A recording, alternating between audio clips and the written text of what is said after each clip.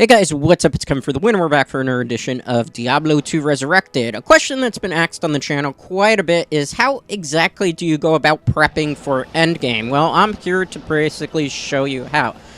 Basically, after you get done with Nightmare, there's kind of a bit of a learning curve, so to speak, before you can really be able to tackle on Hell. So what you're going to really need to do to prep yourself for Endgame is actually farm free bosses over and over and over and over again. The first of these bosses is the one that you see here, known as the Countess, which can be found in Act 1. You want to farm primarily Nightmare Countess. And as you see, I'm using the Sorceress here, so it makes it very easy because I can teleport around the map and basically skip a lot of the enemies that I don't really need to focus on just to get to the boss. This helps in terms of efficiency.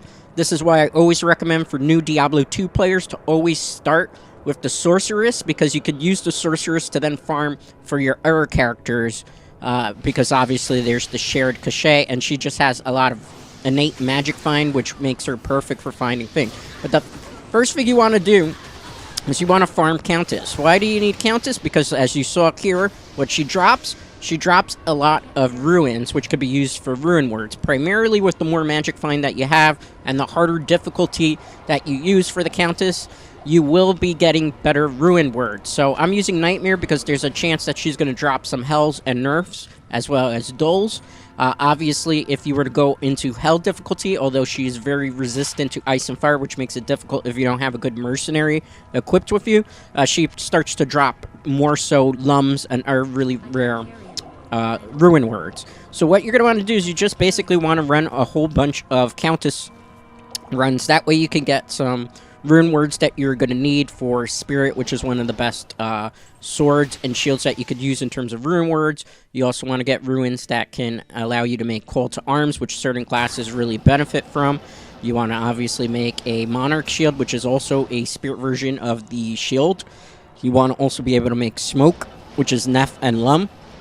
That way you definitely need that per se when you're going into Hell difficulty, because if you just go without the proper rune words equipped, what ends up happening is, A, your mercenary is going to die quite a bit. Secondary, you're going to die quite a bit. And when you start dying in Hell difficulty, you lose experience points. And after the 16th death, if you're unable to retrieve your corpse, the body pretty much implodes and all the items fall on the floor, which is always better when you die in Hell to generally back out of the game, because your body will teleport right next to you. The problem is you lose all your gold, but at least you get to keep your gear. But that's why it's very important for you to do some late game Nightmare farming. You farm Countess. There's also, you're going to farm Mephisto and Bale runs. Those are the free bosses in particular that you're going to want to farm quite a bit. You can also mix it up with some cows if you need to figure out how to access the secret cow level. That's available already in the playlist. As you see there, I got her to drop a Nef ruin, which is 1/2 of what you need to make smoke, which you need primarily on your follower, so that your follower would be able to just survive and hang in there when it comes to Hell difficulty, particularly in Act 1 and Act 2. If you don't go in with rune words that are equipped appropriately, maybe with the Sorceress, you might be able to get to Act 3 comfortably. And by comfortably, I mean you're struggling quite a bit. So it's very important to then go back and farm things. So Countess runs are basically to get rare ruins, and rune words basically will help you to get a little bit further. But you're looking for rare ruins, Nefs, Lums, EOs, Dulls, things that you could use in the cube cheat sheet, which I might actually post a couple of things that you could resources for you, so that you can combine some of the lower level talismans, or not talismans, but ruins, to make better ruins, so that you could use endgame gear. As you see here, now we're farming Mephisto. This, you want to do a couple of runs of this.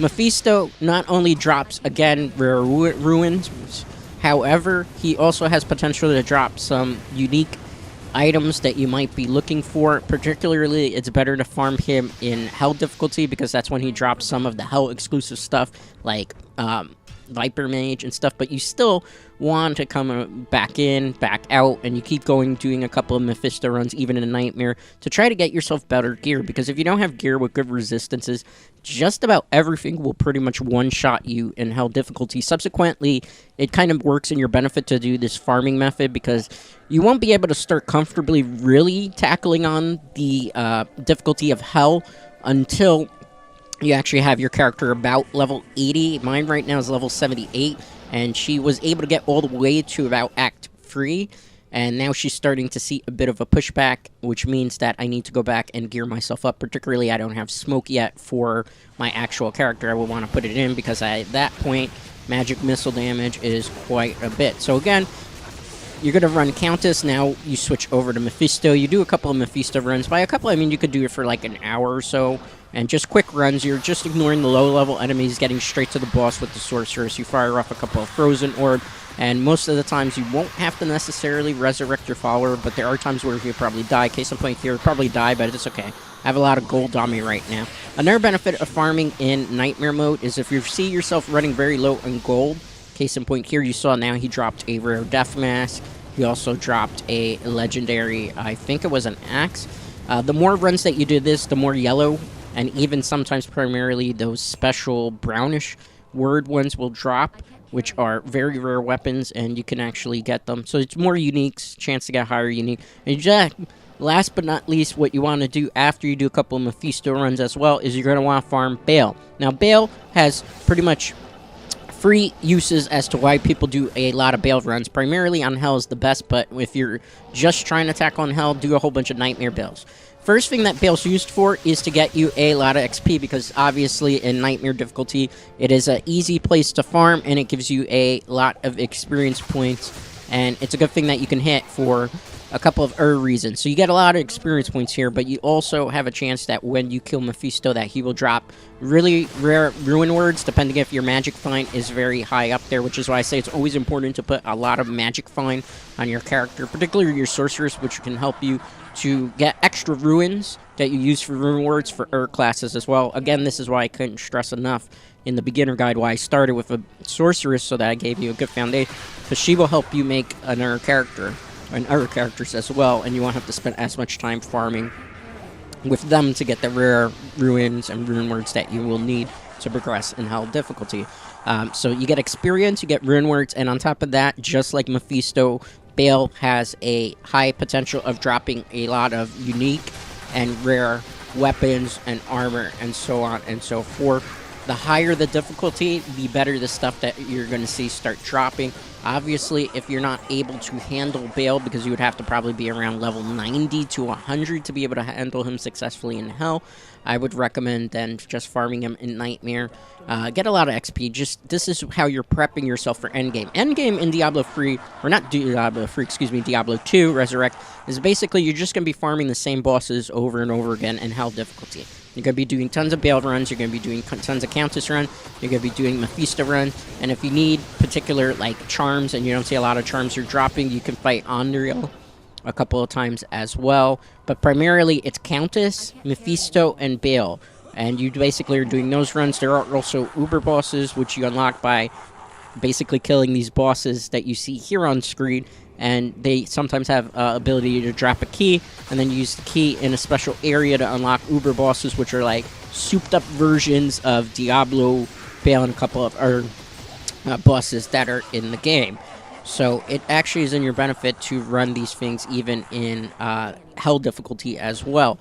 But basically, Hell, once you've actually completed the story mode, is Bale runs, Countess runs, Mephisto runs, rinse, recycle, repeat until you gear yourself up to the most appropriate levels. Reaching Endgame so that you can actually play in Hell is pretty much more of the same, where in Nightmare you're going to be basically running Countess, Mephisto, and Bale runs to try to get yourself good gear and good Ruin Words and good Endgame Ruin Words and Ruin Words you could use to make your Endgame Ruin Words. So there's a lot of farming, and this is basically what Endgame in Diablo and prepping for Endgame in Diablo 2 Resurrected and even the original Diablo 2 looks like. There's no greater rifts here. Obviously, there's the Uber bosses, like I just mentioned, which trying to get the items is a little bit more difficult, but it is still doable, and that is basically what your endgame is. There's no greater rifts. You don't go into greater rifts and do greater rift 150s. It's just farming the same three bosses, trying to optimize your gear. Now, for some, that might be disappointing in regards to what they would consider endgame, but you have to remember that Diablo 2 Resurrected is basically just the HD remaster of Diablo 2, and this is basically how old action RPGs, and RPGs basically did it with their skill tree and everything. You know, once you beat the bosses, it's just basically running bosses for better gear, and you would just constantly repeat these things. Obviously, as you see here, I'm doing this on single-player campaign because obviously there are a lot of issues. As you saw there, he dropped some really rare items as well as some yellow items as well. So that's basically Bale. You saw he dropped a wide variety, which is why a lot of people farm him as well. Again, this all applies in Nightmare and Hell difficulty. You would never really want to farm these guys in normal, particularly only Bale for like XP grinding. But that's basically what you're going to do. Every so often you'll mix in cows, because cows in Hell also drop ruins as well as in Nightmare, but they're not as good and they're not as plentiful. So that's pretty much how you farm and prep yourself for Endgame. You do these free boss runs over and over again until you get the right gear, the right rune words, so that you can make it so that your Hell experience will be not so much hellish. Anyway, that's going to do it for today's video. As always, a like is greatly appreciated. If you're not already subscribed to the channel, consider doing so, as it helps the channel grow, and I will see you next time.